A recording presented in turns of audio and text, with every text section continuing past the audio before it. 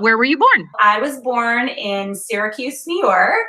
Did you do art as a kid? I did art as a kid in school, like everybody else, right? I always loved my art classes. And I always sort of was creative. Like I've always been creative, but this was not anything that I ever thought I was going to go into professionally. It's not anything that anyone encouraged me to go into. No one ever said, wow, you're really good at this.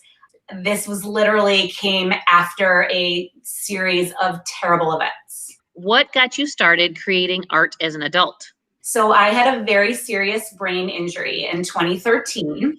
I couldn't walk. I couldn't talk. I couldn't eat. I couldn't feed myself. I couldn't watch TV. I couldn't read. I was completely cognitively scrambled. That was pretty terrifying. And I was in bed for over 2 years where I couldn't do anything.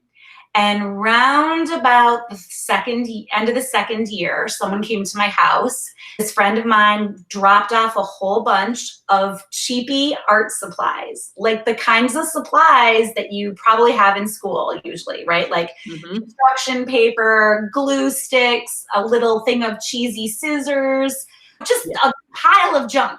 And she was kind of like, could you draw or could you paint? And I looked at her and I was like, get out. Why would I be able to draw or paint? I can't do anything. Right. And she's like, well, I'm just going to leave this little pile here just in case. And good that she did. And good that she did. Over time, I started to pick up a little canvas and I started to draw a little bit. And what I found was that a couple hours went by. And as opposed to sitting there, not able to do anything, making art made the time move. So I always say art was not a business plan. It was a coping mechanism, meaning it's the thing that I did to get through the day. And I sold my very first little square for $10 and I never stopped making. How long has it been since those days you just started making hearts until today? So I just had my 7-year anniversary. The brain injury happened on August 1st, 2013.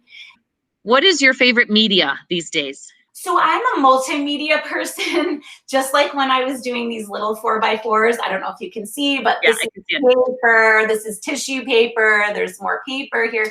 So it's really, for me, the pleasure is in the process. I always start, every single piece has some writing underneath it, and then I cover it and cover it and cover it. So my process is ink first, then it's paper glued on top, then it's the image or the painting over top of that.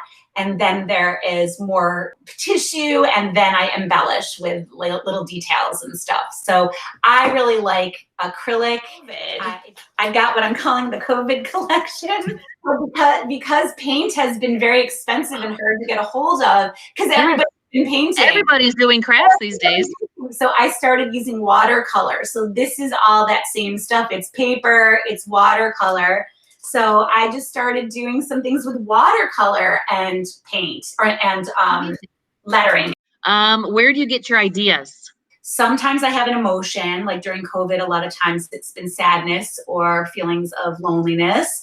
And I want to show that. And so I think about what a person's face might look like. But sometimes I just sit down and I let my brain do whatever it wants. And this was yesterday's, this little, just a face, just to kind of, it's sort of like in sports, you have to kind of work out, like stretch. Right. Stretch your brain. That's my stretch to warm up. That's my warm up. Do your feelings show in your artwork? Yes. I think that's probably what I'm most known for. So when I'm in my tent, there are two types of people. The people who look in and keep walking. Yes. And the people who look in and stop and come in. And they all say the reason that they come in is because they see something in the faces. I really, really love to do faces. There's something, sometimes it's relaxed, sometimes it's sad, sometimes it's thoughtful, but I'm a big fan of combining words with imagery. I was an English teacher, so yes, a good connection. What do you do when you make a mistake? In my art, there really is no such thing as a mistake. Sometimes I paint over it. I'm just so angry about it and I paint over the whole thing. It can't be saved. But most of the time I'm like, I think I can just go over it. And there's an artist named Bob Ross, and he always talks about happy accidents. So it's really just about exploration and problem solving and having fun. That's genius. I always tell them if they make a mistake, turn it into a rock or a chicken or a cloud or something, and move on. Or like, for example, on this little guy, I accidentally had some spatter that got here and here.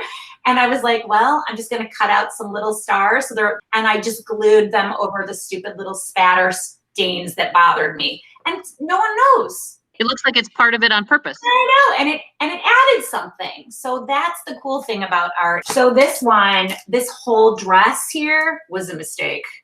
I don't know. I was trying to do something and it didn't work. And I just ripped out a piece of paper and put it down because I didn't like what was under it, but I really liked her face.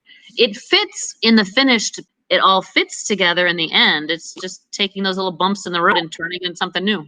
What influences your ideas? When I'm in Florida, I'm really inspired by the palm trees and the ocean and the beach and the sunshine. So a lot of my stuff is very, you can tell it's these bright colors that are very, that's my palette. I tend to be very bright. All the stuff that's going on in the world right now, this has me feeling a little bit darker. I feel like I'm inspired by world events and my surroundings. Sometimes I just do a landscape or something. Sometimes like it's a favorite song. I might have a song lyric in my head or something.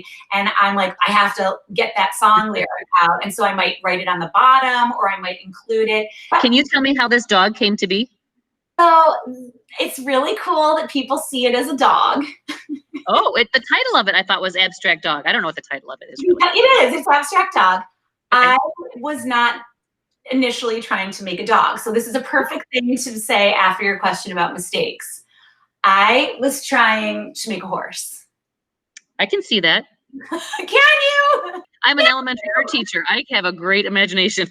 I was trying to make a horse. Now remember, I was not an art student. I was an English teacher, and this was early on. And what I was going for here is like, this was sort of a barn back here, these weird lines. And I wanted to go horseback riding. So I was imagining myself on a horse in a field and going back to the barn.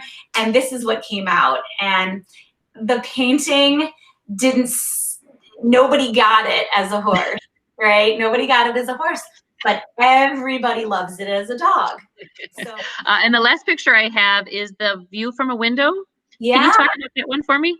Yeah, that's pretty new. That's during COVID. That one actually was more of a daily practice, right? So that one was not really based on a feeling per se, but what I was trying to do was, I'm inside during COVID. It was winter, and I was thinking about life through a window. So there's 3 panes there.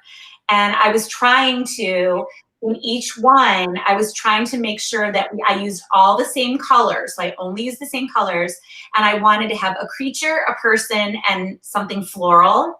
And they all had to be the same color. And the floral had to be in each pane. That was really a challenge to create a 3-pane story in my mind around COVID. Yeah. Thank you so much for letting me interview you like this. Thank you so much, Bev. It was so nice to meet you. It was nice to talk with you. Thank you, Renee.